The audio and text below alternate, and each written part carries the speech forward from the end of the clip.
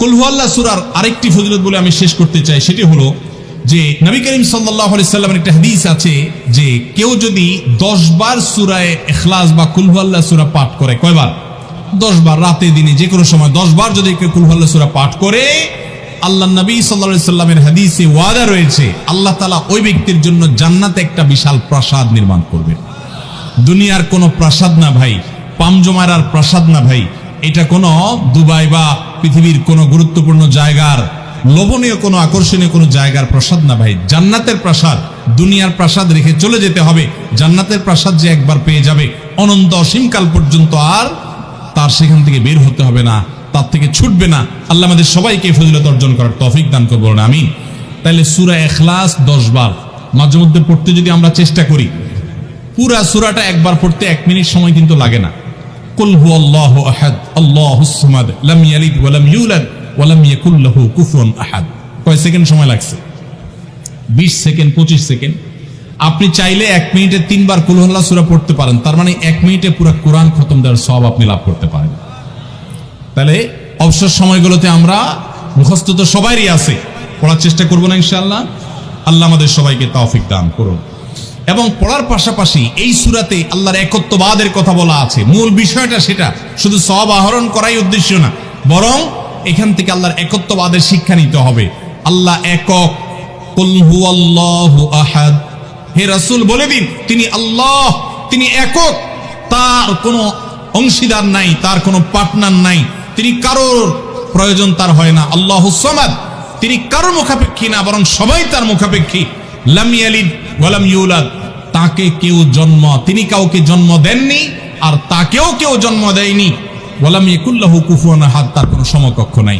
ভাইরা আমার, আমাদের সমাজে এক শ্রেণীর নাস্তিক আছে, বরং সকল নাস্তিক ইসলাম এবং মুসলমানদের প্রতি বিদ্বেষ লালন করে, তাদের বড় অংশ। এই নাস্তিকদের একটা কমন প্রশ্ন হলো, তারা বলে আল্লাহ যদি আমাদের সবার সৃষ্টিকর্তা হয় তো আল্লাহর সৃষ্টিকর্তা কে? নাউজুবিল্লাহ।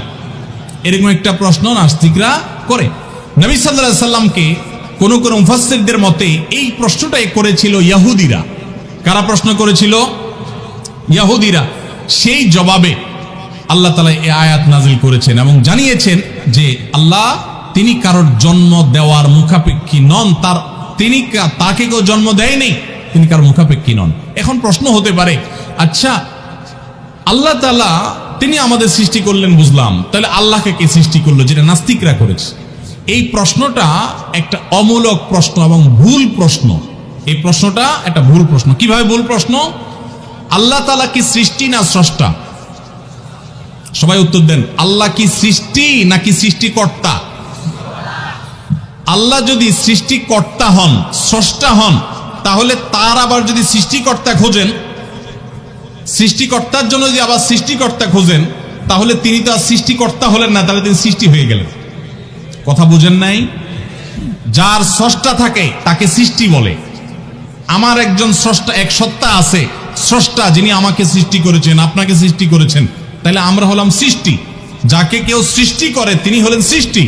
আমাদের আল্লাহর যদি আরেকজন স্রষ্টা আপনি খোঁজেন, তার মানে আপনি আল্লাহকে সৃষ্টি মনে করতেছেন। আসলে আল্লাহ তো সৃষ্টি না, তিনি হলেন কে? স্রষ্টা। স্রষ্টার আর কোন সৃষ্টিকর্তার প্রয়োজন। যদি বলেন যে আল্লাহরও আবার সৃষ্টিকর্তা লাগবে, তখন তো প্রশ্ন আসবে সেই সৃষ্টিকর্তার আবার সৃষ্টিকর্তা কে? এইভাবে তো অনন্ত অসীমকাল পর্যন্ত যেতে থাকবে, এটা তো হতে পারে না। এই জন্য পৃথিবীর সব কিছু, সৃষ্টি জগতের সব কিছু কোনো কারণ ছাড়া হয় না। এক মহান সত্তা আল্লাহ রাব্বুল আলামিন, তিনি এমন এক সত্তা যে তিনি নিজে সবকিছু সৃষ্টিকর্তা, তাকে কেউ সৃষ্টি করেন নাই। তার আগে চিন্তা করে যদি আপনি হয়রান হন, তো আল্লাহর কাছে পানা চাইবেন, বরং এই চিন্তা না করে আপনি আল্লাহর প্রতি ঈমান আনবেন, শয়তান থেকে পানা চাইবেন। এই যে তিন কুল, এই তিন কুলের আমল এত গুরুত্বপূর্ণ যে আপনাকে শয়তান যখন মনের ভিতর আল্লাহর অস্তিত্ব নিয়ে বাজে চিন্তা করায়, আমাদের কাছে যেসব প্রশ্ন আসে আজকাল, শত শত প্রশ্ন আসে যে হুজুর হঠাৎ করে মনের মধ্যে আল্লাহ সম্পর্কে বাজে চিন্তা আসে, খারাপ চিন্তা আসে, খারাপ কথা মনের মধ্যে আসে, এটা শয়তান করায়। এটা যখন মনের মধ্যে আসবে, সাথে সাথে আউযু বিল্লাহি মিনাশ শাইতানির রাজিম পড়বেন, এই সূরা ইখলাস, ফালাক, নাস পড়বেন এবং বাম দিকে প্রতীকী থুতু শুয়ের আগায় যে পরিমাণ থাকে এরকম থুতু বাম দিকে যদি নিক্ষেপ করেন এবং আউযুবিল্লাহ পাঠ করেন, আল্লাহ তাআলা শয়তান থেকে পানাহ দান করবেন। এবং মনে রাখবেন, মুসলমানের মনের ভিতরে আল্লাহ সম্পর্কে বাজে চিন্তা আসলে বুঝতে হবে যে ইবলিস হাজির হয়ে গেছে। কে হাজির হয়েছে? ইবলিস আমার মনের ভিতরে কুচিন্তা ঢুকাচ্ছে।